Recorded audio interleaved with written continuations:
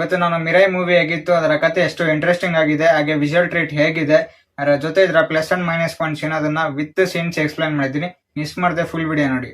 ಮಿರೈ ಗೌರವ್ ಹರಿ music ಹಾಗೂ ಕಾರ್ತಿಕ್ ಅವರ direction ಅಲ್ಲಿ ಬಂದಿರೋ ಮೈಥಾಲಜಿಕಲ್ ಅಡ್ವೆಂಚರ್ ಸಿನಿಮಾ. ಮೊದಲಿಗೆ ಸಿನಿಮಾದ ಕತೆ ಶುರು ಆಗದೆ ಪ್ರಭಾಸ್ ಅವರ ವಾಯ್ಸ್ ಓವರ್ ನ ಮೂಲಕ. ಚಿತ್ರದ ಆನ್ಲೈನ್ ಸ್ಟೋರಿ ಏನಂದ್ರೆ, ಖಳನಾಯಕ ಮಹಾವಿಲ್ಲಮ್ಮ ದುಷ್ಟರಲ್ಲಿ ಅತ್ಯಂತ ಶಕ್ತಿಶಾಲಿ ಆಗಬೇಕಂತ ಅನ್ಕೊಂಡಿರ್ತಾನೆ. ಆದರೆ ಅಷ್ಟು ಶಕ್ತಿಶಾಲಿ ಆಗೋಕೆ ಅವನಿಗೆ ಒಂದು ಗ್ರಂಥದ ಅವಶ್ಯಕತೆ ಇರುತ್ತೆ.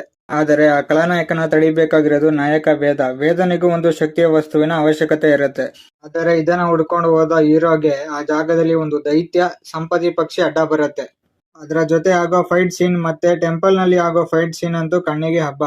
ಇನ್ನು ಈ ಕಡೆ ವಿಲನ್ ಸೀನ್ ಬಂದಾಗೆಲ್ಲ ವಿಲನ್ ಅಂದ್ರೆ ಹೀಗಿರ್ಬೇಕು ಅನ್ನೋ ತರ ಆಕ್ಷನ್ ಎಪಿಸೋಡ್ಸ್ ಮತ್ತೆ ಡೈಲಾಗ್ಸ್ ಬರುತ್ತೆ.